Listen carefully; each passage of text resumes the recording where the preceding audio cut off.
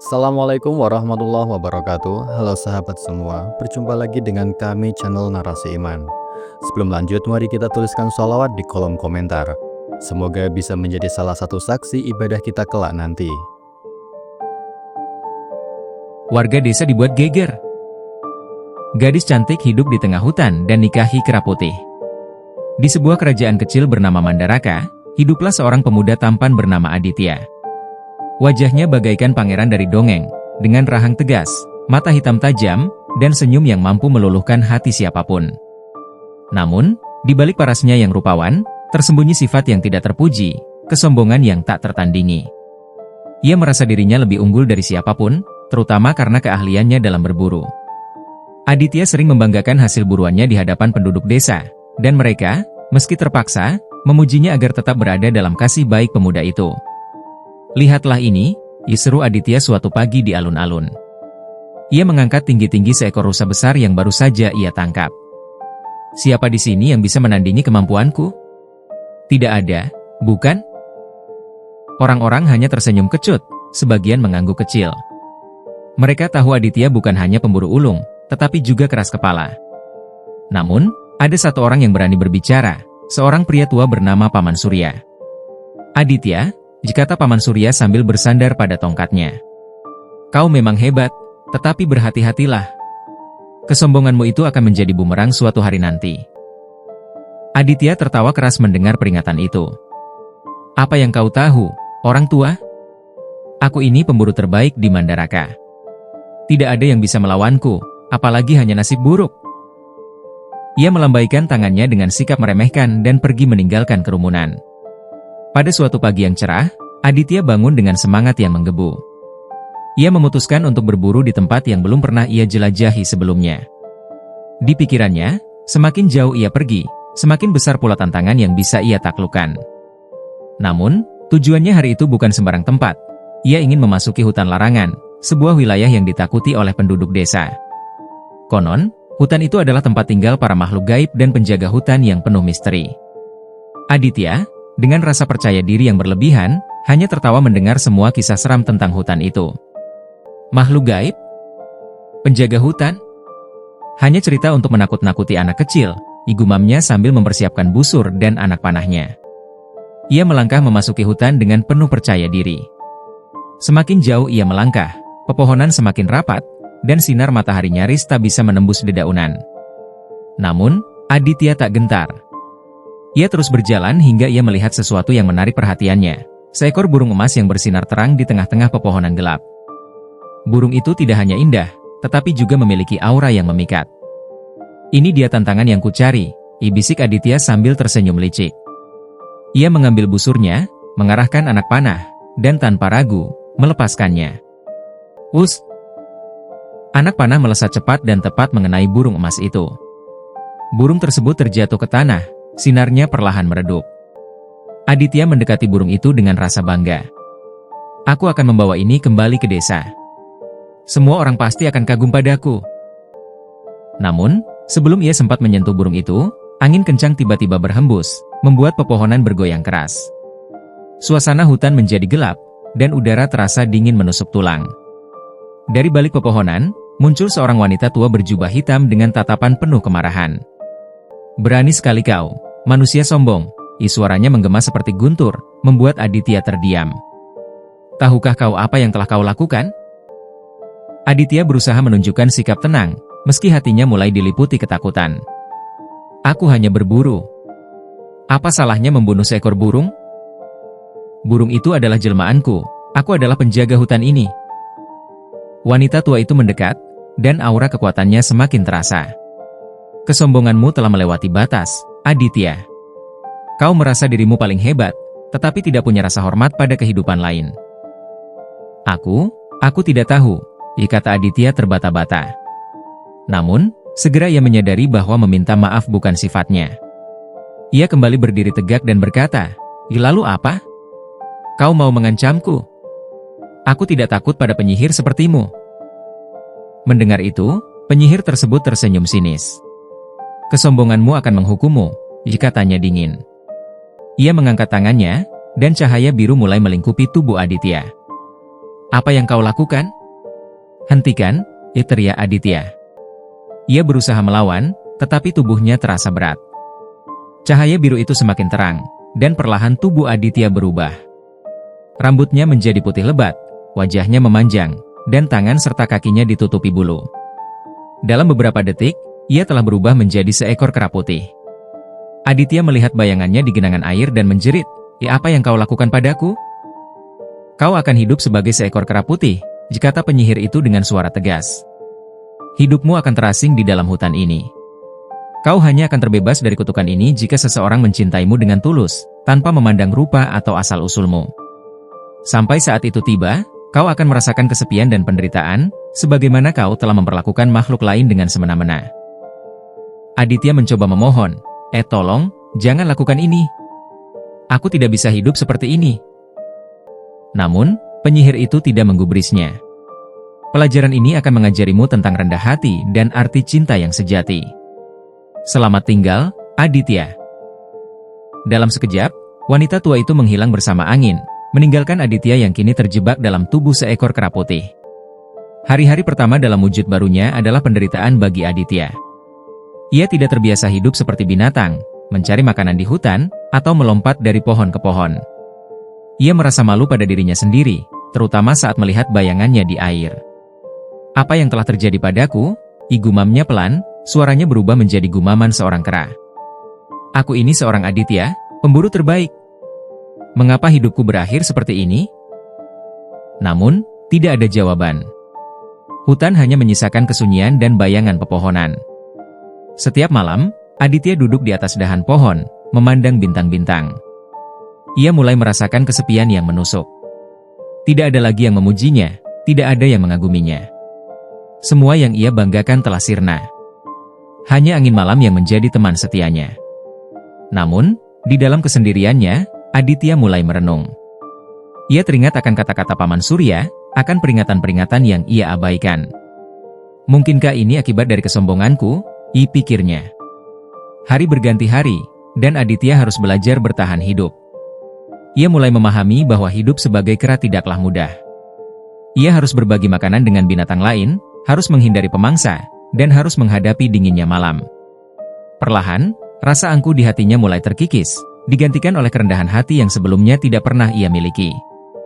Namun, jauh di dalam hatinya, ada satu harapan kecil yang terus ia jaga. Harapan bahwa suatu hari, seseorang akan membebaskannya dari kutukan ini. Seseorang yang akan mencintainya, bukan karena siapa dia dulu, tetapi karena siapa dia sebenarnya. Langit berubah menjadi oranye lembut ketika Aditya melangkah ke perbatasan hutan. Desa yang dulunya menjadi pusat kehidupannya terlihat kecil dari kejauhan, dengan atap-atap rumah yang memancarkan cahaya matahari pagi. Dadanya sesak penuh harapan. Bagaimanapun, ini adalah tempat ia tumbuh besar, tempat orang-orang mengenalnya. Tempat di mana ia, Aditya, dianggap pahlawan.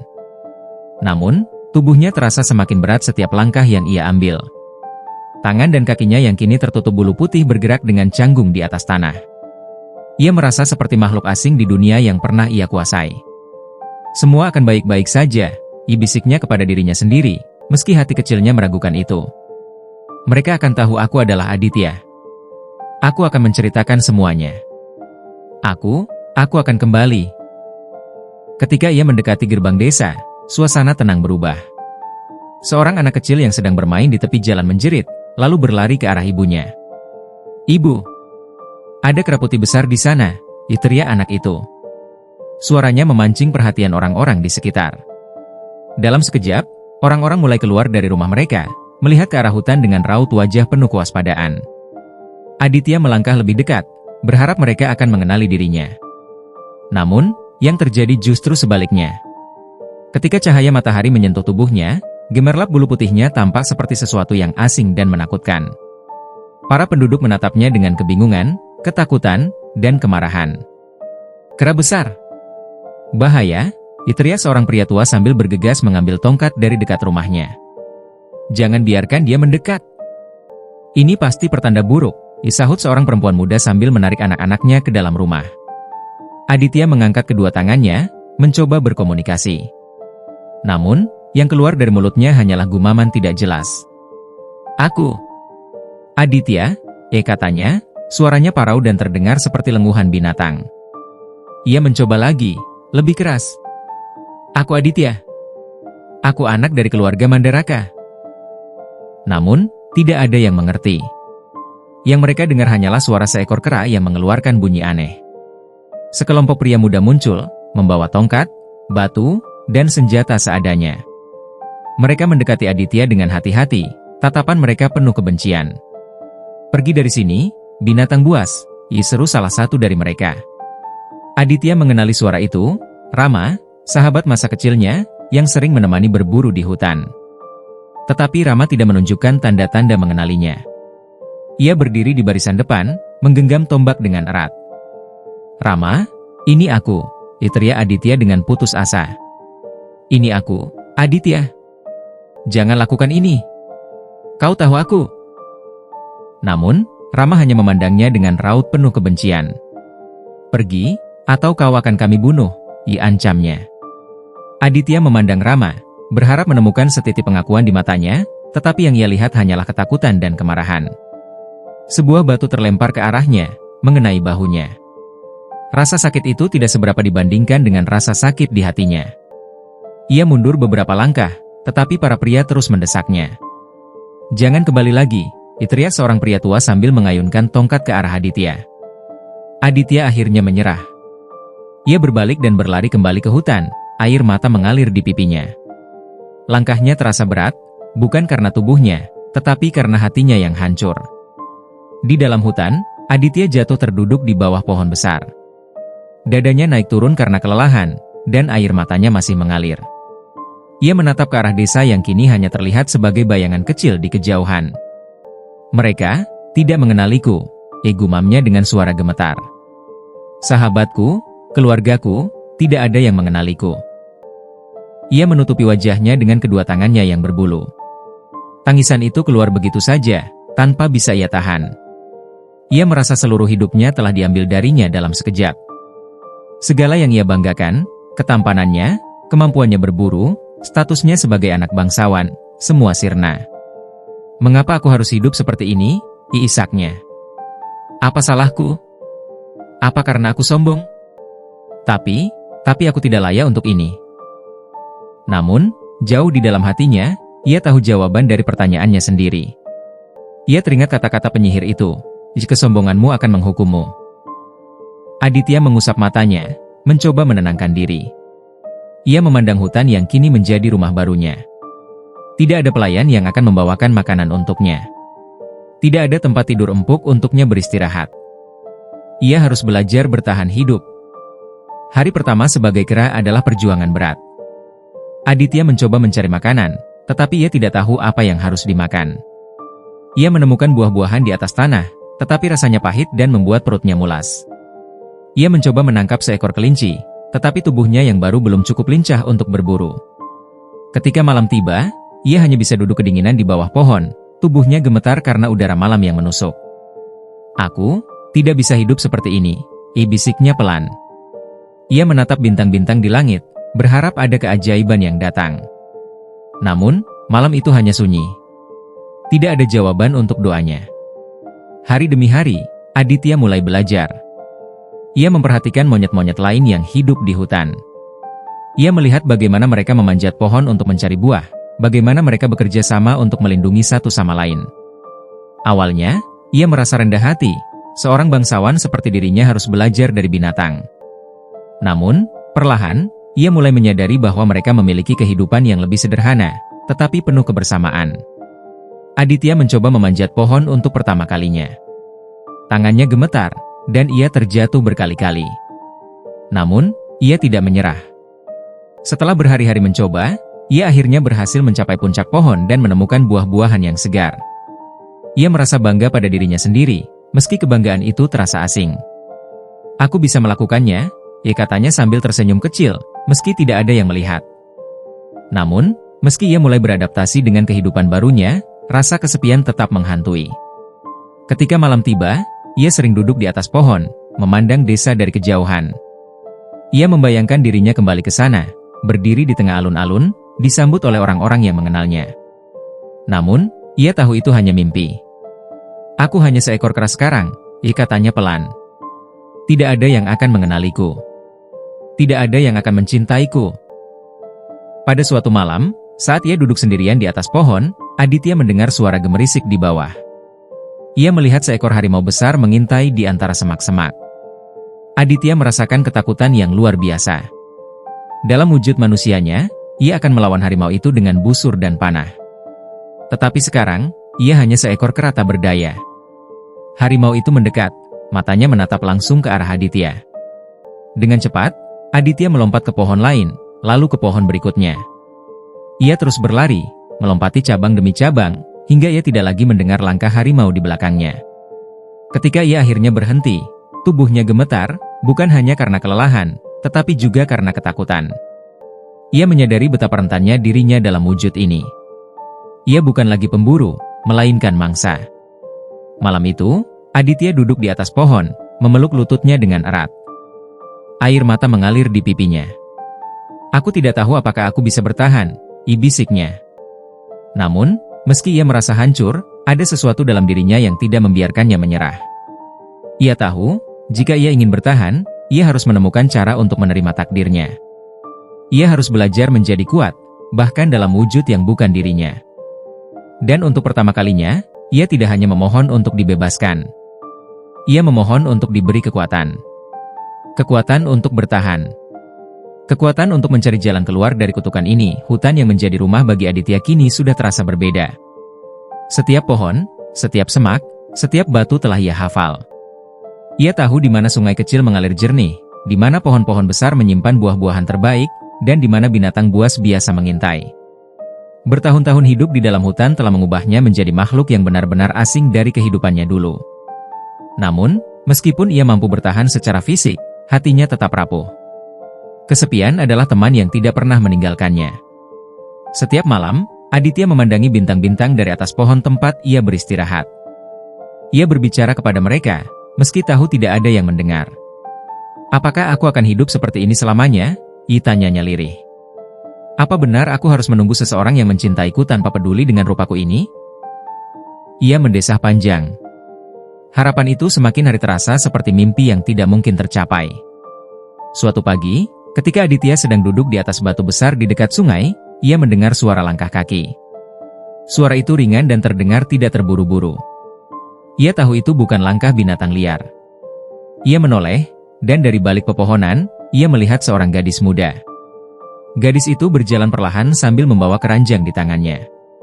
Pakaiannya sederhana, rambutnya diikat seadanya, dan ia tampak berkonsentrasi mencari ranting-ranting kayu di sekitar hutan. Aditya merasa dadanya bergetar.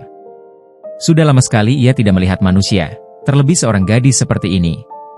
Ia memperhatikan setiap gerakannya, cara ia memungut ranting, cara ia menyelipkan rambut di belakang telinga, dan cara ia tersenyum kecil ketika menemukan cabang kayu yang cukup besar untuk dibawa pulang. Semua itu terasa asing, namun indah di mata Aditya. Siapa dia? Gumam Aditya pelan. Ia tahu bahwa ini adalah kesempatan langka. Hatinya penuh dengan keinginan untuk mendekatinya, berbicara dengannya, dan mungkin, hanya mungkin, ia akan menjadi orang yang bisa memahami dirinya. Namun, ketika Aditya mencoba mendekat, gadis itu menoleh. Matanya langsung membesar saat melihat Aditya yang mendekat. Kau? Siapa kau? Gadis itu terkejut dan melepaskan ranting yang ada di tangannya. Ia melangkah mundur, wajahnya pucat. Tunggu.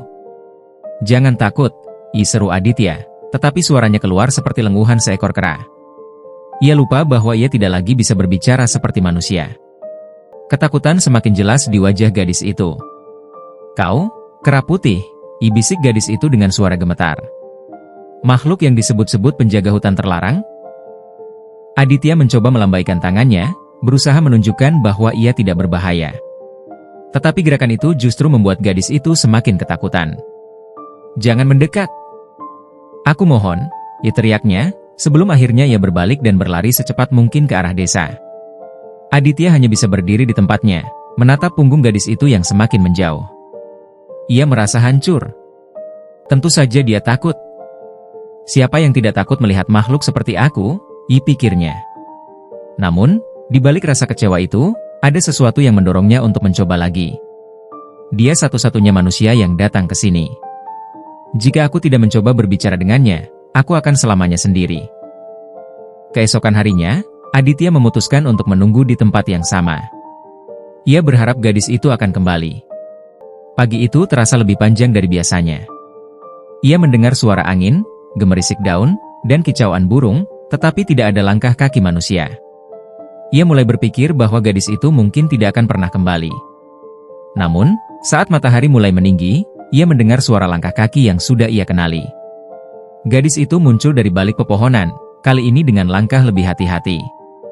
Wajahnya terlihat tegang, dan ia sering menoleh ke kanan dan kiri, seolah memastikan bahwa ia tidak sedang diawasi. Aditya mengamati dari kejauhan. Ia tahu, jika ia mendekat terlalu cepat, gadis itu akan kembali lari. Maka, ia memutuskan untuk mencoba berbicara dari jauh. "Aku tidak akan menyakitimu," katanya pelan. Namun, lagi-lagi, suaranya keluar seperti lenguhan kera. Gadis itu langsung menoleh, matanya membesar. "Kau lagi," bisik gadis itu. Ia mulai mundur perlahan, tetapi kali ini tidak langsung melarikan diri. "Apa yang kau inginkan dariku?" Aditya memutuskan untuk tetap diam di tempatnya. Ia menunjuk ke dirinya sendiri dengan cakarnya, lalu mencoba membuat gerakan tangan yang menunjukkan bahwa ia ingin berbicara. Gadis itu memandangnya dengan bingung. Kau ingin bicara denganku?" tanyanya. Suaranya masih penuh kewaspadaan, tetapi ada sedikit rasa penasaran di dalamnya. Aditya mengangguk.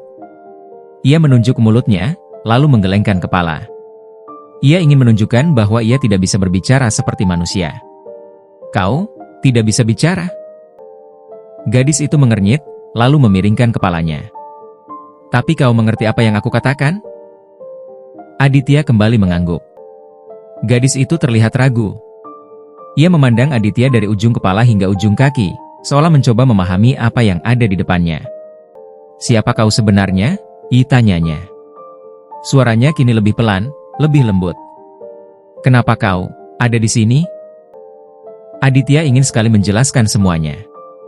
Ia ingin memberitahu gadis itu bahwa ia bukan sekadar kera. Bahwa ia adalah Aditya, seorang manusia yang dikutuk karena kesombongannya. Tetapi bagaimana caranya? Ia tidak bisa berbicara, tidak bisa menjelaskan. Ia memandang gadis itu dengan tatapan memohon. Ia menunjuk ke dadanya, lalu ke arah gadis itu, berharap gadis itu mengerti. "Kau ingin aku mendengarkanmu?" tanyanya. Aditya mengangguk dengan penuh semangat. Gadis itu menghela napas. Ia masih terlihat ragu, tetapi ada sesuatu dalam mata kera putih itu yang membuatnya merasa iba. "Baiklah, aku akan mendengarkan. Tapi jangan mendekat. Tetap di situ." Aditya mengangguk lagi. Ia duduk di atas batu besar, mencoba menunjukkan bahwa ia tidak berbahaya. Gadis itu duduk di tanah, tidak terlalu jauh tetapi juga tidak terlalu dekat. Ia memeluk lututnya dan memandang Aditya dengan hati-hati. "Namaku Kirana," katanya pelan. "Aku sering datang ke sini untuk mencari kayu bakar. Tapi aku tidak pernah melihat makhluk seperti kau sebelumnya." Aditya tersenyum kecil, meskipun ia tahu senyumnya tidak akan terlihat seperti senyum manusia. Ia menunjuk ke dadanya lagi, lalu mencoba menggerakkan tangannya untuk menulis sesuatu di udara. "Kau ingin memberitahu namamu?" tebak Kirana. Aditya mengangguk. "Kau bisa menulis?" Kirana memiringkan kepalanya. "Tunggu, aku punya sesuatu." Ia membuka keranjangnya dan mengeluarkan sepotong arang kecil dan selembar kain lusuh. Ia menyerahkan keduanya kepada Aditya dengan hati-hati. "Coba ini." Aditya mengambil arang itu dengan tangannya yang besar. Ia menatap kain lusuh itu selama beberapa saat, lalu mulai menuliskan huruf-huruf dengan perlahan. Tangannya gemetar, tetapi ia berhasil menuliskan namanya, Aditya. Kirana membaca tulisan itu dengan alis terangkat. "Aditya?" tanyanya. "Itu namamu?" Aditya mengangguk, matanya berbinar. Kirana terdiam, tampak berpikir. "Aditya?" ulangnya pelan. "Itu nama manusia. Bagaimana mungkin kau bisa memiliki nama seperti itu?" Aditya memandang Kirana dengan tatapan yang penuh dengan emosi. Ia menunjuk ke dirinya sendiri, lalu kembali menuliskan kata di kain itu, manusia. Mata Kirana membesar. Kau manusia. Ia menatap Aditya dengan campuran rasa takut dan tidak percaya. Tapi, bagaimana bisa? Kau, jelas bukan manusia. Aditya menunduk. Ia tahu, menjelaskan kisahnya kepada Kirana tidak akan mudah. Tetapi di saat yang sama, ia merasa ada harapan kecil di dalam hatinya. Gadis ini telah bersedia mendengarkannya. Mungkin, hanya mungkin, ia adalah orang yang ditunggu-tunggunya selama ini. Kirana kembali ke hutan dengan langkah hati-hati. Sejak ia pertama kali berbicara dengan Aditya, ada perasaan aneh yang mendorongnya untuk kembali. Ada sesuatu pada sosok kera putih itu. Kesedihan di matanya, caranya menuliskan kata-kata, dan terutama kisah kutukan yang mulai ia pahami, yang membuatnya merasa iba. Ia membawa sebuah bungkusan kecil berisi nasi dan ikan kering. Kalau dia benar manusia, meski sekarang berbentuk kera, dia pasti masih makan makanan manusia. Bukan? Dipikirnya sambil melangkah melewati pepohonan. Di bawah sebuah pohon besar, ia menemukannya. Aditya sedang duduk diam, memandang sungai kecil yang mengalir. Ketika mendengar suara langkah kaki Kirana, ia segera menoleh. Wajahnya yang berbulu tampak cerah seketika. Kau menungguku? Tanya Kirana dengan senyum kecil. Aditya mengangguk, lalu menunjuk ke bungkusan yang dibawa Kirana. Oh, ini untukmu. Ia membuka bungkusan itu dan meletakkannya di atas daun besar di hadapan Aditya. Aku tidak tahu apa makananmu, tapi aku pikir kau akan suka. Aditya menatap makanan itu dengan mata berkilauan. Dengan gerakan pelan, ia mulai makan. Setiap gigitan terasa seperti pengingat akan hidup lamanya sebagai manusia. Kirana duduk di dekatnya, mengamati dengan penuh rasa ingin tahu. Aku masih tidak percaya, katanya pelan. Kau benar-benar manusia yang dikutuk. Tapi, kenapa? Apa yang kau lakukan hingga dihukum seperti ini? Aditya berhenti makan sejenak. Ia menatap Kirana dengan ekspresi penuh penyesalan. Perlahan, ia menuliskan sesuatu di tanah dengan cakarnya, sombong. Sombong? Ulang Kirana. Aditya mengangguk. Ia lalu menulis lagi, pemburu. Kirana mengerti. Jadi kau pemburu? Kau membunuh sesuatu yang seharusnya tidak kau sentuh? Aditya mengangguk lagi. Ia menulis satu kata terakhir, penyihir. Wajah Kirana berubah. Penyihir? Kau melukai seseorang yang sakti? Oh, tidak heran kau dikutuk. Ia terdiam sejenak, lalu berkata, tapi kau sudah menyesali perbuatanmu, bukan? Aditya menatapnya dalam-dalam dan mengangguk. Ia kemudian menunduk, seolah berat mengakui semuanya. Kirana tersenyum tipis. Yah, mungkin suatu saat kutukanmu akan terangkat. Tapi sampai saat itu, kau punya teman di sini. Aku tidak akan meninggalkanmu. Aditya mengangkat kepalanya, matanya yang penuh kesedihan kini bersinar dengan harapan kecil. Pertemuan yang berlanjut. Hari demi hari, Kirana mulai sering kembali ke hutan. Ia membawa makanan, cerita-cerita, dan terkadang hanya duduk menemani Aditya di bawah pohon rindang. Aditya, meski tak bisa berbicara seperti manusia, berusaha keras untuk membalas kebaikan Kirana. Ia sering membawa buah-buahan segar atau membantu Kirana mengumpulkan ranting kayu. Kau tahu, jika tak Kirana suatu hari, aku selalu merasa kesepian di desa. Aku tidak punya banyak teman. Mereka bilang aku aneh karena aku suka menyendiri di hutan.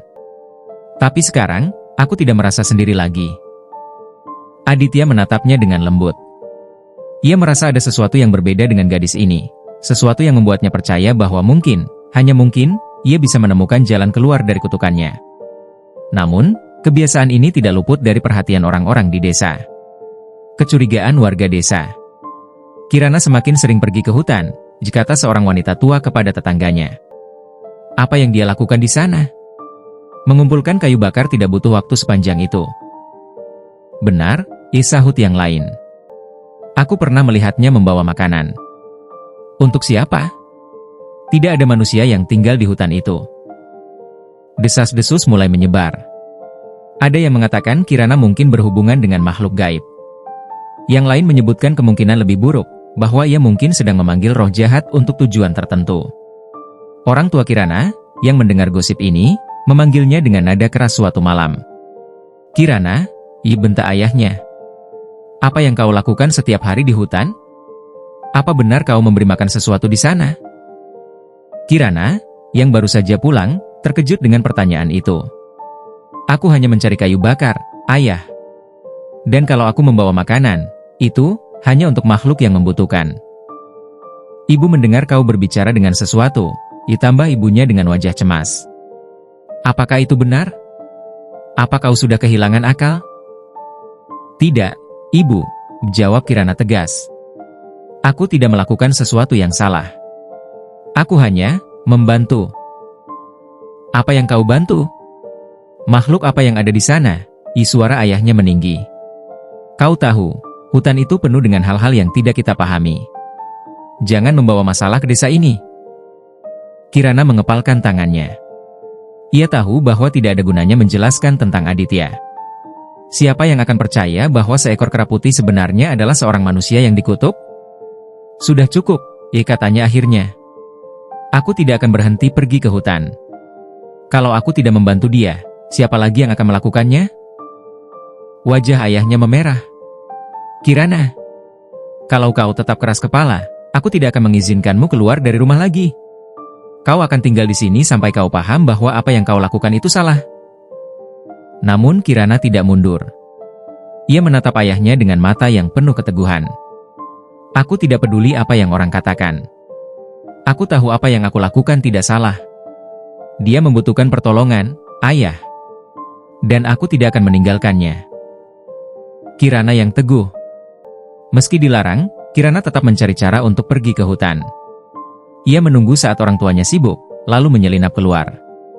Setiap langkahnya menuju hutan dipenuhi dengan ketegangan, tapi begitu ia melihat Aditya, semua kekhawatiran itu lenyap.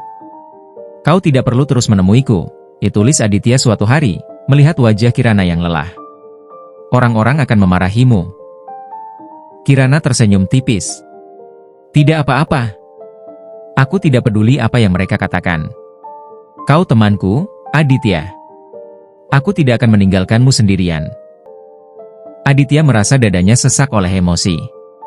Sudah bertahun-tahun ia hidup dalam kesepian dan penderitaan, dan kini ada seseorang yang rela melawan dunia untuknya. Namun, di dalam desa, amarah dan ketakutan warga mulai memuncak. Kalau Kirana terus seperti ini, kita harus melakukan sesuatu, kata seorang pria. Dia membawa masalah ke desa ini. Siapa tahu makhluk apa yang dia bawa ke sini nanti? Hari-hari berlalu, dan bisik-bisik di desa semakin keras.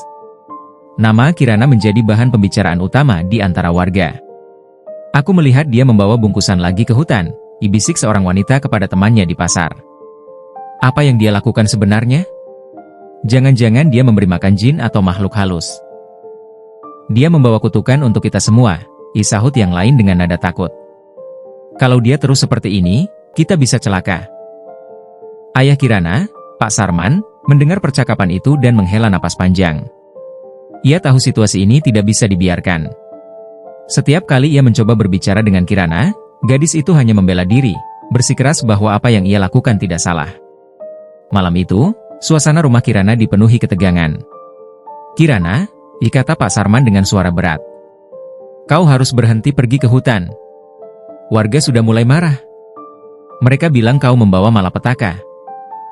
Kirana, yang sedang menyiapkan makanan sederhana, menghentikan tangannya. Ayah, aku sudah bilang, aku tidak melakukan sesuatu yang salah. Mereka hanya berprasangka. Ibu juga mendengar hal yang sama, tambah ibunya, Bu Sarti, dengan nada cemas. Kami hanya ingin melindungimu. Jika terus begini, mereka bisa melakukan hal yang lebih buruk.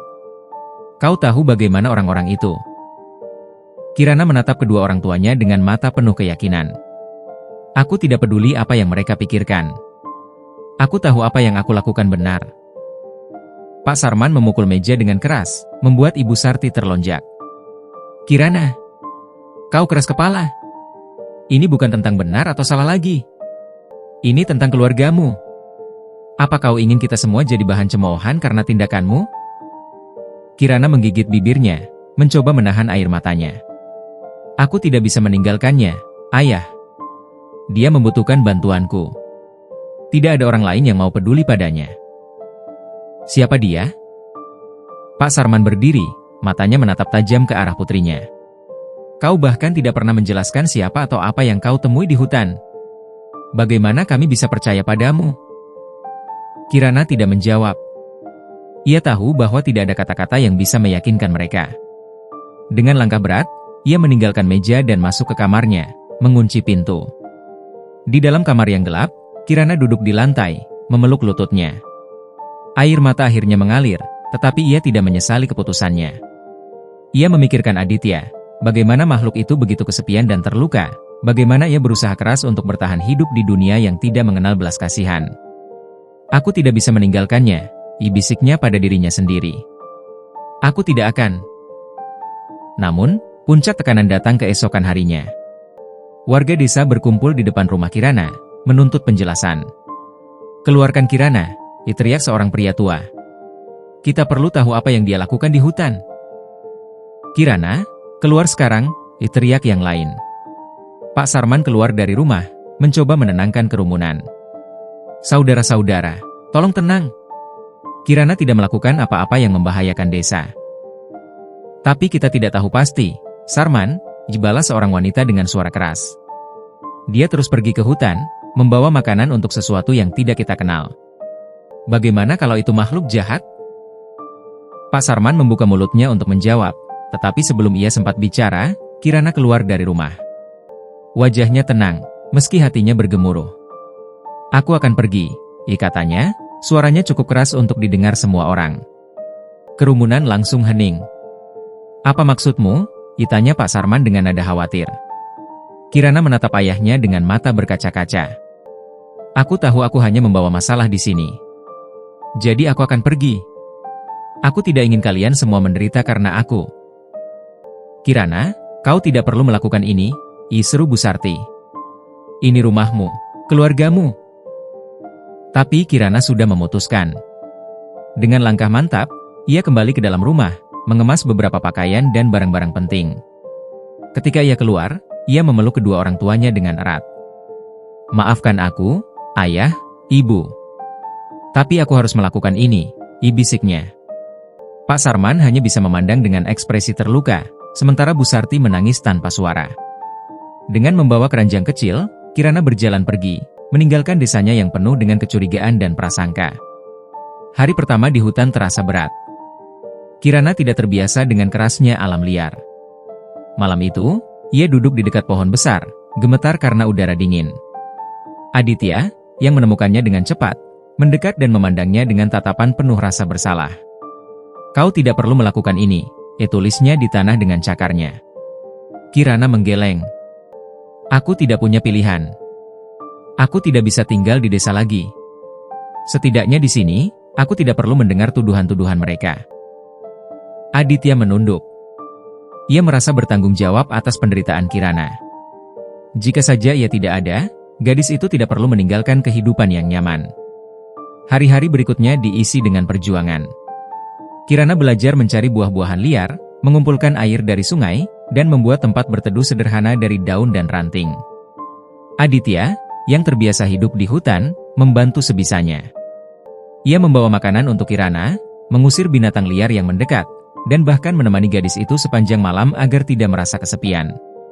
Kau tahu, jika kata Kirana suatu malam, hidup di sini jauh lebih sulit daripada yang aku bayangkan. Tapi, aku tidak menyesal. Aditya menatapnya dengan penuh rasa ingin tahu. Kirana tersenyum tipis. Karena setidaknya aku bisa membantumu. Itu sudah cukup. Aditya mengalihkan pandangannya, merasa hatinya semakin berat. Ia menulis sesuatu di tanah, maaf. Kirana menggeleng. Kau tidak perlu meminta maaf. Aku yang memilih ini. Dan aku tidak akan mundur. Namun, di lubuk hatinya, Aditya terus merasa bersalah. Ia tahu bahwa Kirana telah mengorbankan segalanya untuknya, dan ia tidak tahu bagaimana membalasnya. Suatu hari, Kirana mencoba memanjat pohon untuk mengambil buah yang tergantung tinggi. Namun, kakinya terpeleset, dan ia hampir jatuh jika saja Aditya tidak menangkapnya tepat waktu. Terima kasih, kata Kirana, terengah-engah. Aku harus lebih berhati-hati. Aditya menatapnya dengan tatapan khawatir, seolah ingin mengatakan bahwa gadis itu tidak perlu melakukan semuanya sendiri. Kirana tersenyum kecil. Aku tahu apa yang kau pikirkan. Tapi aku tidak bisa hanya mengandalkanmu, Aditya. Aku harus belajar bertahan sendiri. Aditya mengangguk, meski di dalam hatinya ia merasa semakin berat melihat Kirana berjuang. Malam itu, hujan deras turun. Kirana dan Aditya berlindung di bawah sebuah gua kecil. Udara dingin menusuk tulang, dan Kirana gemetar hebat. Aditya mendekat, mencoba memberikan kehangatan dengan tubuhnya yang berbulu tebal. "Kau selalu melindungiku," bisik Kirana dengan mata setengah tertutup. "Aku sangat bersyukur kau ada di sini, Aditya." Aditya tidak menjawab, hanya memandang gadis itu dengan rasa bersalah yang terus menghantui. Ia bertanya-tanya, apakah kehadirannya benar-benar membawa kebaikan bagi Kirana, atau justru menghancurkan hidupnya. Malam di hutan terasa lebih dingin dari biasanya. Kirana duduk di bawah pohon besar, memeluk lututnya sambil menatap api kecil yang baru saja dinyalakan. Biasanya, Aditya akan duduk di dekatnya, menjaga agar ia tetap hangat dan aman. Namun, malam itu berbeda. Aditya duduk agak jauh, memandang kosong ke arah kegelapan hutan. "Aditya," panggil Kirana lembut, mencoba menarik perhatiannya. Aditya menoleh sejenak, tetapi segera mengalihkan pandangannya kembali. Ia tidak mengucapkan apa-apa, hanya mendengus pelan. Kirana menghela napas. Sudah beberapa hari terakhir ini Aditya tampak berbeda, lebih pendiam, lebih menjauh. Hatinya gelisah, tetapi ia tidak tahu bagaimana memulai pembicaraan. "Kau baik-baik saja?" tanyanya, mencoba menghapus kekakuan di antara mereka. Aditya hanya mengangguk, tetapi tidak memberikan jawaban lain. "Kalau ada yang mengganggumu, kau bisa bicara padaku," tambah Kirana. "Kita selalu berbagi segalanya, bukan? Dia pantas mendapatkan lebih," bisik Aditya, menahan air mata yang menggenang di matanya. Seseorang yang bisa memberinya kebahagiaan, bukan beban. Namun, meski mencoba meyakinkan dirinya sendiri, hatinya tetap terasa sakit. Perasaan cintanya pada Kirana semakin kuat setiap hari, tetapi rasa takut dan rasa tidak pantas itu mengikatnya seperti rantai yang tak terlihat. Hari berikutnya, Kirana merasakan sesuatu yang berbeda. Aditya tampak semakin menjauh. Bahkan ketika mereka makan bersama, ia hanya berbicara seperlunya.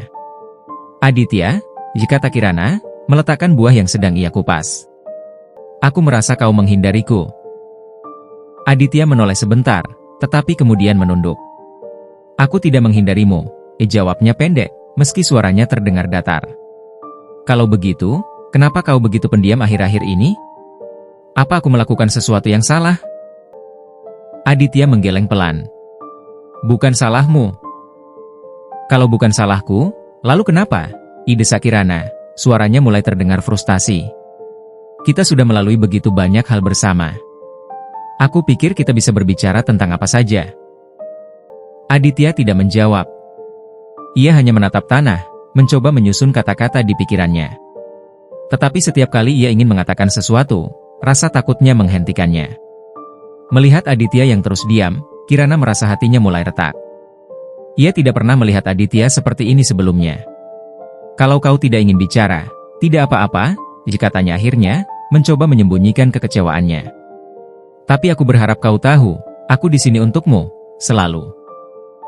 Namun, meski ia mencoba bersikap kuat, hatinya diliputi keraguan. Apakah Aditya benar-benar menganggapnya penting? Ataukah ia hanya teman yang kebetulan ada di saat Aditya kesepian? Malam itu, Kirana tidak bisa tidur. Ia duduk di tempatnya, memandang api yang hampir padam. Perasaan tidak tenang menguasai dirinya. "Aku harus tahu," gumamnya pada dirinya sendiri. Ia berdiri dan berjalan ke arah Aditya, yang sedang duduk di atas batu besar di dekat sungai. "Aditya," panggilnya. Aditya menoleh, sedikit terkejut melihat Kirana mendekat. "Kenapa kau belum tidur?" "Aku tidak bisa tidur," jawab Kirana jujur. "Ada sesuatu yang menggangguku." Aditya menunduk, merasa bahwa pembicaraan ini tidak akan mudah. "Apa kau benar-benar ingin aku di sini?" tanya Kirana dengan suara pelan, tetapi penuh emosi. Aditya mengangkat kepalanya, terkejut mendengar pertanyaan itu. "Kenapa kau bertanya seperti itu?" "Karena aku merasa kau menjauhiku," jawab Kirana, matanya mulai berkaca-kaca. "Aku merasa, kau tidak ingin aku di sini. Jika itu benar, katakan padaku. Aku tidak ingin memaksakan diriku pada seseorang yang tidak menginginkanku." "Jangan bicara seperti itu," seru Aditya tiba-tiba, suaranya terdengar penuh emosi. Kirana terkejut melihat reaksi Aditya, tetapi ia tetap menatapnya dengan penuh harap. "Aku ingin kau di sini," kata Aditya akhirnya, suaranya melembut. Aku hanya takut." "Takut apa?" Aditya menghela napas panjang. "Takut bahwa aku akan mengecewakanmu. Takut bahwa kau akan menyesal memilih berada di sini bersamaku." Kirana menggeleng pelan. "Aku tidak pernah menyesal, Aditya. Tapi aku butuh tahu perasaanmu. Aku butuh tahu apakah kau peduli padaku, seperti aku peduli padamu." Aditya menatapnya dengan mata yang penuh rasa bersalah. "Aku peduli padamu, Kirana. Lebih dari yang bisa kukatakan." Kirana tersenyum tipis, meski air mata mengalir di pipinya. "Kalau begitu, kenapa kau menjauh? Kenapa kau membuatku merasa seperti aku tidak berarti bagimu?" Aditya menunduk lagi, merasa tak mampu menatap Kirana. "Karena aku mencintaimu," bisiknya, hampir tak terdengar. Kirana membelalakan matanya, tak percaya dengan apa yang baru saja didengarnya. "Apa?" "Aku mencintaimu," ulang Aditya, kali ini lebih jelas. "Tapi aku tidak pantas untukmu. Lihat aku, Kirana. Aku hanya seekor kera. Kau pantas mendapatkan seseorang yang lebih baik, seseorang yang bisa memberikanmu kehidupan yang layak." Kirana mendekat, duduk di hadapan Aditya. Ia meraih tangan Aditya yang berbulu putih, menggenggamnya erat. "Aku tidak peduli dengan wujudmu, Aditya," katanya dengan suara penuh keteguhan. "Aku mencintaimu bukan karena penampilanmu, tetapi karena siapa dirimu. Kau adalah seseorang yang peduli, yang selalu melindungiku, yang selalu ada untukku." Aditya menatap Kirana dengan mata yang mulai basah. "Tapi aku tidak bisa memberimu apa-apa." "Kau memberiku segalanya," jawab Kirana lembut. "Kehadiranmu sudah cukup untukku." Aditya ingin mempercayai kata-kata itu, tetapi rasa takutnya masih ada. Namun, untuk pertama kalinya, ia merasa bahwa mungkin ada harapan untuk dirinya dan Kirana. Hutan itu dipenuhi keheningan yang terasa tegang. Di tengah sebuah tempat terbuka yang diterangi sinar bulan, Aditya dan Kirana berdiri bergandengan tangan. Wajah mereka bercampur rasa lega dan kebahagiaan setelah pernikahan sederhana yang baru saja mereka selesaikan. Lingkaran bunga liar yang Kirana kenakan sebagai mahkota masih segar, simbol kebahagiaan murni yang kini menjadi milik mereka. Namun, ketika kebahagiaan itu baru saja mulai terasa nyata, udara di sekitar mereka tiba-tiba berubah. Suhu yang hangat berubah dingin, angin berhembus kencang, dan api unggun kecil yang mereka nyalakan bergoyang liar. Dari balik kegelapan hutan, muncul sosok yang selama ini menjadi momok bagi Aditya, penyihir yang telah mengutuknya bertahun-tahun lalu. Ia mengenakan jubah hitam panjang, dengan tongkat kayu yang berkilau samar di bawah cahaya bulan. Mata tajamnya memandang Aditya dan Kirana, seolah ingin menembus isi hati mereka. "Kalian tampaknya bahagia," kata penyihir itu, suaranya dingin tetapi penuh kewibawaan. Aditya langsung menegakkan tubuhnya, melindungi Kirana dengan berdiri di depannya. "Apa yang kau inginkan dariku?" tanyanya dengan nada tegas, meskipun hatinya berdebar kencang. Penyihir mengangkat alis, seolah menikmati ketegangan yang ia ciptakan. "Aku tidak datang untukmu, Aditya. Aku datang untuknya." Ia mengarahkan tongkatnya ke Kirana. Kirana menatap penyihir itu tanpa gentar, meskipun jantungnya berdegup lebih cepat. "Apa yang kau inginkan dariku?" tanyanya. Penyihir tersenyum tipis, tetapi senyum itu tidak membawa kehangatan. "Kau telah memilih untuk mencintai seseorang yang terkutuk, seseorang yang seharusnya hidup terasing. Aku ingin tahu, seberapa jauh kau akan pergi untuknya?" "Aku tidak perlu membuktikan apapun padamu," jawab Kirana, suaranya tegas. "Cintaku pada Aditya tidak memerlukan ujian." "Oh, tetapi kau salah," sahut penyihir. "Ujian ini bukan untuk membuktikan cintamu padaku, tetapi untuk membuktikan cintamu padanya. Jika kau ingin Aditya kembali menjadi manusia, kau harus mengorbankan sesuatu yang paling berharga bagimu." Kirana terdiam sejenak, mencerna kata-kata itu. Aditya, di sisi lain, langsung menyela dengan nada penuh kemarahan. "Jangan dengarkan dia, Kirana," seru Aditya. "Aku tidak butuh menjadi manusia kembali. Aku sudah menerima takdirku. Jangan biarkan dia memanipulasimu." Namun, Kirana tidak menanggapi Aditya. Ia menatap penyihir itu dengan penuh keberanian. "Apa yang harus aku korbankan?" tanyanya. Penyihir tersenyum licik. Itu tergantung padamu. Sesuatu yang paling berharga bagimu, entah itu kenangan, impian, atau bahkan seseorang yang kau sayangi. Kau harus memilih dan menyerahkan sesuatu yang tidak akan pernah bisa kau dapatkan kembali. Aditya memegang tangan Kirana dengan erat, seolah ingin menghentikannya. Kirana, tidak ada yang layak untuk dikorbankan demi aku. Aku tidak ingin kau kehilangan apapun. Kirana menoleh padanya, menatapnya dengan mata yang penuh kasih. Aditya, kau adalah segalanya bagiku.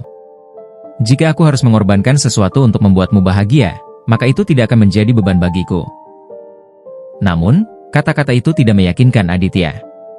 Ia tahu Kirana terlalu berharga untuk kehilangan apapun. Malam itu, Kirana duduk sendirian di dekat api unggun, merenungkan kata-kata penyihir. Apa yang paling berharga baginya? Apa yang bisa ia korbankan untuk membebaskan Aditya dari kutukannya? Ia memikirkan keluarganya, yang telah ia tinggalkan di desa. Ia memikirkan kenangan masa kecilnya, saat ia bermain di ladang dan sungai bersama teman-temannya. Ia memikirkan impian masa kecilnya untuk menjalani hidup yang sederhana tetapi bahagia. Namun, di atas segalanya, ia memikirkan Aditya, pria yang ia cintai dengan sepenuh hatinya, meskipun dalam wujud seekor kera putih. Aditya mendekatinya, duduk di sampingnya dengan ekspresi penuh kekhawatiran. Kirana, katanya pelan. Aku tahu kau ingin aku bahagia, tapi aku tidak ingin kau kehilangan apapun demi aku. Aku tidak pantas menerima itu. Kirana menoleh padanya, menggenggam tangannya erat. Kau salah, Aditya. Kau pantas mendapatkan segalanya. Kau adalah orang yang baik, yang berani, dan yang penuh kasih. Aku tidak peduli dengan wujudmu. Aku hanya ingin melihatmu bahagia.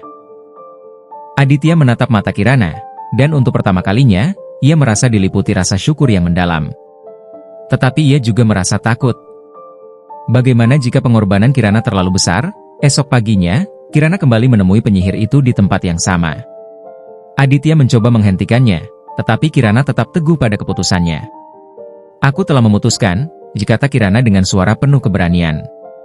Penyihir menatapnya dengan rasa ingin tahu. Apa yang akan kau korbankan, Kirana? Kirana menarik napas dalam-dalam, lalu berkata, aku tidak akan mengorbankan apapun. Penyihir mengangkat alisnya, terkejut. Apa maksudmu? Aku mencintai Aditya bukan karena wujudnya, tetapi karena hatinya. Jika kau berpikir aku akan mengorbankan sesuatu yang berharga hanya untuk mengubah penampilannya, maka kau salah. Aku lebih memilih mencintainya apa adanya daripada kehilangan sesuatu yang membuatku bahagia. Aditya, yang berdiri di belakang Kirana, merasa hatinya tersentuh. Ia ingin mengatakan sesuatu, tetapi suaranya seakan tertahan. Penyihir tersenyum kecil, kali ini dengan sedikit kekaguman di matanya. Kau adalah perempuan yang luar biasa, Kirana. Tidak banyak yang memiliki keberanian seperti itu. Dengan satu gerakan tangan, penyihir menciptakan cahaya yang menyilaukan. Aditya merasa tubuhnya terasa hangat, seolah ada sesuatu yang berubah di dalam dirinya. Ketika cahaya itu memudar, Aditya menyadari bahwa ia telah kembali menjadi manusia. Ia memandang tangannya, kulitnya yang halus, dan tubuhnya yang kembali normal. Kirana menatapnya dengan mata yang bersinar. Aditya, kau kembali. Penyihir memandang mereka berdua dengan senyum samar. Cinta sejati adalah kekuatan yang paling kuat di dunia ini. Kutukan itu hanya bisa dipatahkan oleh cinta yang tulus dan tanpa syarat. Kirana, kau telah membuktikan bahwa cinta seperti itu benar-benar ada. Hari itu, matahari terbenam dengan indah di balik perbukitan yang jauh. Pendaran jingga melukis langit dengan warna lembut, menciptakan sebuah panorama yang tenang dan damai. Kirana duduk di tepi sungai kecil, jari-jarinya menyentuh air yang mengalir dengan lembut. Suasana yang begitu hening membuatnya merasa seolah-olah seluruh dunia berhenti sejenak, memberi kesempatan untuk bernapas lega setelah bertahun-tahun dalam bayang-bayang kutukan. Aditya berdiri di belakangnya, memandang dengan penuh perhatian.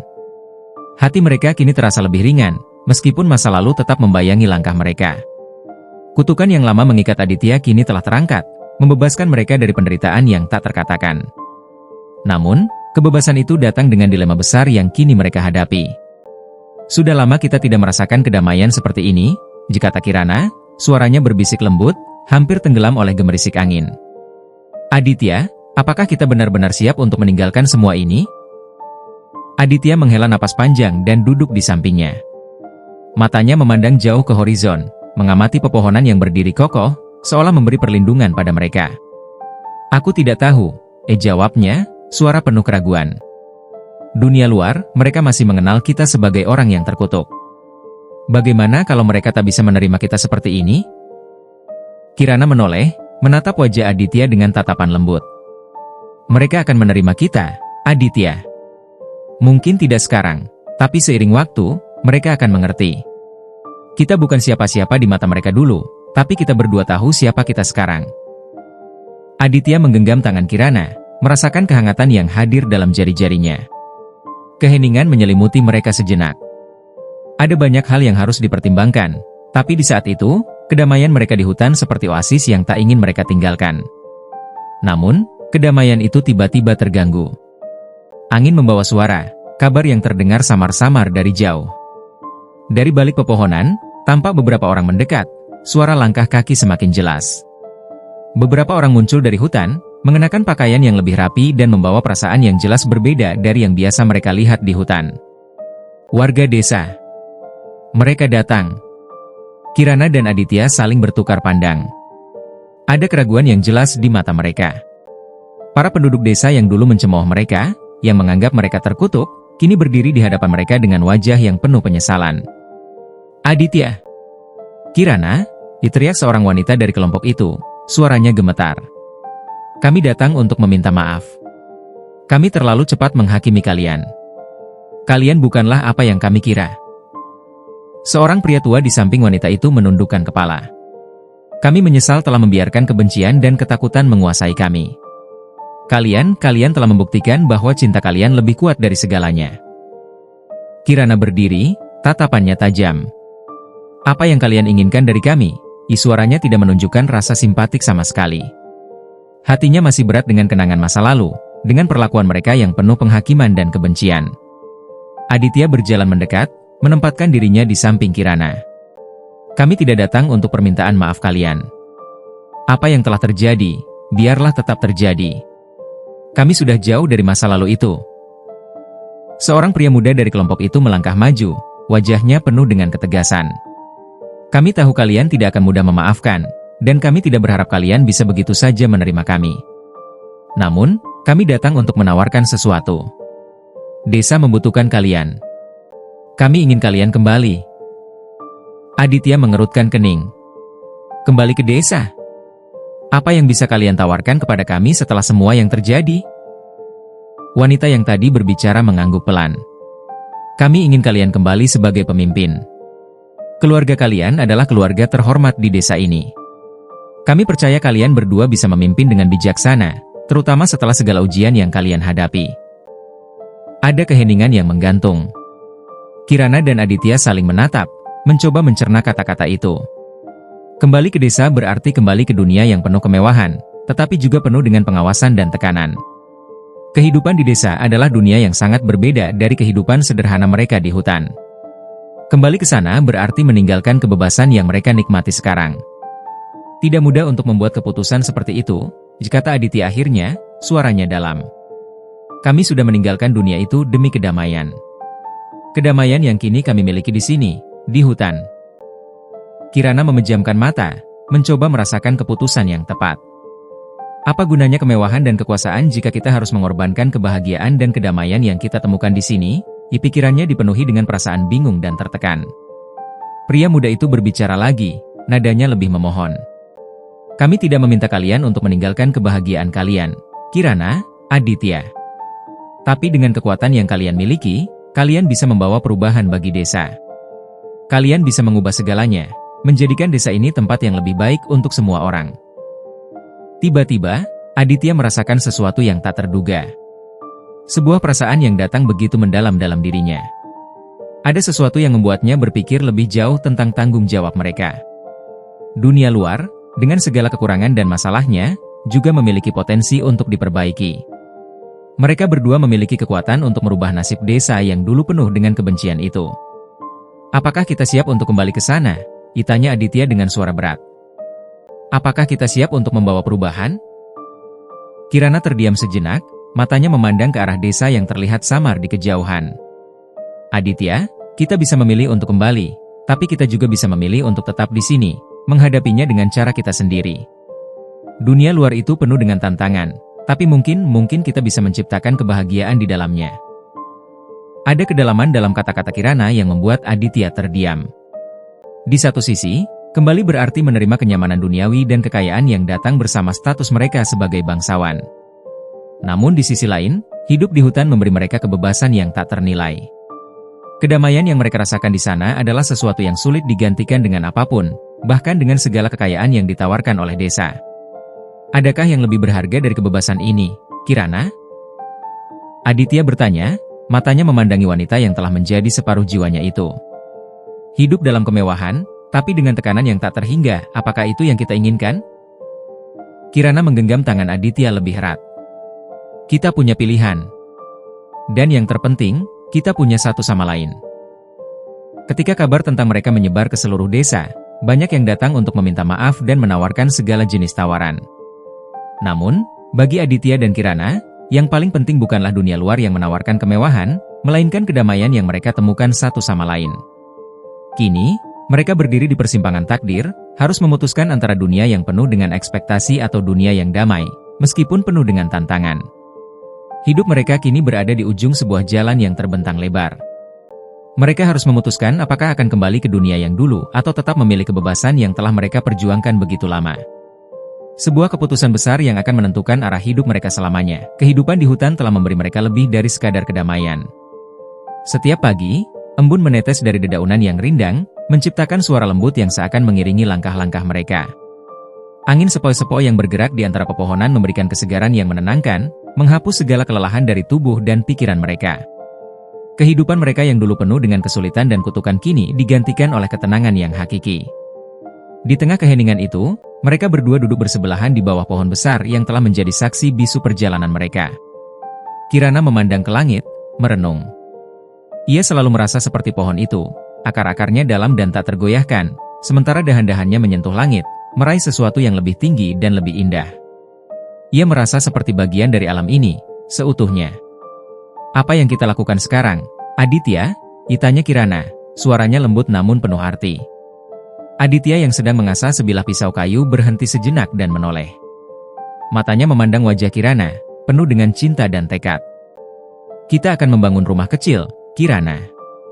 Rumah kita. Di sini, di tengah hutan ini. Kirana tersenyum, meskipun ada sedikit kelelahan di wajahnya.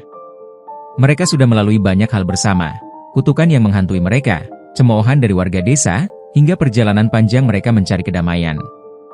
Kini, mereka berada di titik di mana dunia luar tidak lagi menggoyahkan keputusan mereka. Rumah kecil yang kita bangun dengan tangan kita sendiri, jawab Kirana dengan lembut, suaranya penuh kehangatan. Aku tidak bisa membayangkan tempat yang lebih sempurna selain di sini. Setelah keputusan yang mereka buat, hari-hari mereka menjadi lebih bermakna. Aditya dan Kirana mulai membangun rumah kecil di pinggiran hutan, sebuah tempat yang akan menjadi perlindungan bagi mereka dari dunia luar. Dengan tangan mereka sendiri, mereka mengumpulkan kayu, membuat dinding dari batang pohon, dan atap dari daun-daun besar yang mereka kumpulkan dari pohon-pohon tinggi di sekitar mereka. Setiap langkah mereka penuh dengan kerja keras, tetapi juga penuh dengan kebahagiaan.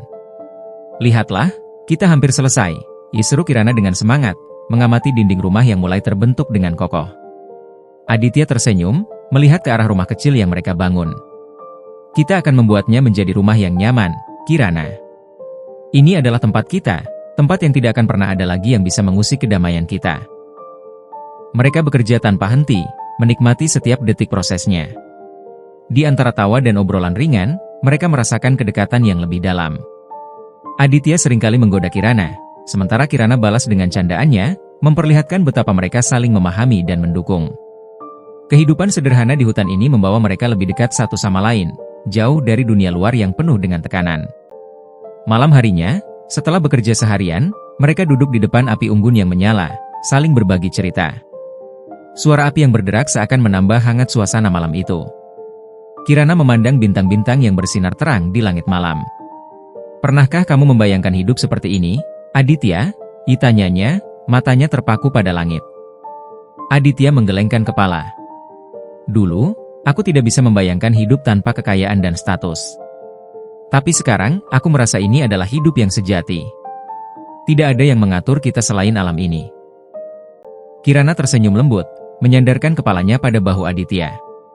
Alam ini tidak pernah menuntut lebih dari yang kita beri. Tidak ada ambisi, tidak ada pertanyaan yang tidak terjawab. Hanya kita dan hutan yang saling menjaga. Mereka menghabiskan waktu seperti itu, dalam kesederhanaan yang penuh dengan makna. Setiap hari, mereka semakin merasa bahwa hutan ini adalah rumah sejati mereka, tempat yang memberikan kebebasan tanpa syarat. Mereka berburu bersama, mencari makanan yang mereka butuhkan, dan berinteraksi dengan alam sekitar yang penuh dengan kehidupan.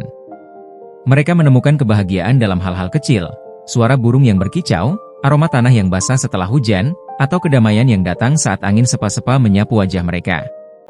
Meskipun mereka memilih untuk menjauh dari desa, kabar tentang mereka tetap tersebar. Beberapa warga desa, yang dulu mengutuk mereka, akhirnya datang dengan permohonan maaf. Mereka membawa persembahan dan kata-kata penyesalan, menyadari bahwa keputusan mereka untuk mengusir Aditya dan Kirana adalah kesalahan besar. Namun, meskipun mereka datang dengan niat baik, Aditya dan Kirana tetap teguh pada keputusan mereka. Suatu hari, saat matahari terbenam di ufuk barat, seorang lelaki parubaya yang dikenal sebagai kepala desa mendekati mereka. Ia berdiri di batas hutan, matanya memandang rumah kecil yang mereka bangun dengan penuh keheranan. Kirana, Aditya, suara pria itu serak, kami datang untuk meminta maaf. Kami mengerti sekarang. Kalian memilih hidup yang lebih baik, jauh dari cemoohan kami. Aditya berjalan mendekat, menatap kepala desa dengan mata yang penuh ketegasan. Kami sudah memutuskan, Pak. Kami tidak akan kembali ke desa. Kami memilih hidup di sini, dengan cara kami sendiri. Kepala desa menundukkan kepala, rasa malu jelas terlihat di wajahnya. Kami tidak mengerti saat itu, tapi kini kami tahu. Hutan ini menjadi rumah kalian, dan kami menghormati itu.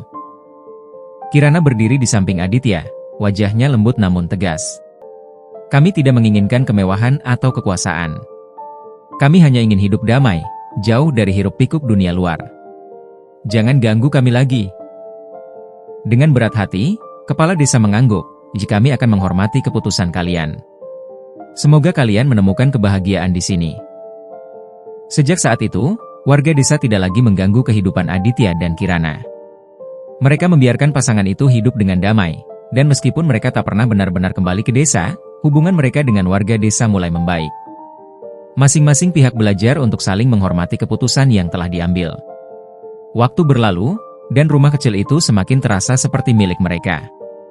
Setiap sudut dipenuhi kenangan indah, setiap kayu yang mereka gunakan untuk membangun rumah itu adalah bagian dari perjalanan mereka. Mereka telah mengubah hutan yang dulu menjadi tempat kutukan menjadi simbol cinta, kebebasan, dan keteguhan hati. Hutan itu kini bukan lagi tempat yang menyeramkan, melainkan tempat yang penuh dengan kedamaian, tempat di mana Aditya dan Kirana bisa hidup sesuai dengan keinginan hati mereka. Salah satu malam yang tenang, setelah seharian bekerja, mereka duduk di beranda rumah kecil mereka, menikmati udara malam yang segar.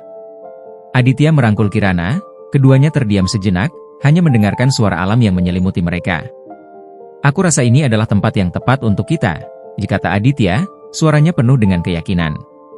Kita telah menemukan kedamaian yang sejati, jauh dari dunia yang penuh dengan tekanan dan harapan. Kirana mengangguk, menyandarkan kepala pada bahu Aditya. Kita adalah bagian dari alam ini, dan alam ini adalah rumah kita. Malam itu, dengan bintang-bintang yang bersinar cerah di langit, Aditya dan Kirana merasa bahwa mereka akhirnya menemukan tempat mereka di dunia ini. Tidak ada lagi yang mengganggu kedamaian mereka. Mereka berdua, bersama alam, membangun kehidupan yang penuh dengan kebahagiaan, dan hutan yang dulunya menjadi kutukan kini menjadi simbol cinta dan kebebasan. Mereka telah menemukan rumah mereka, sebuah rumah yang terletak di hati mereka, di tengah alam yang tak ternilai harganya.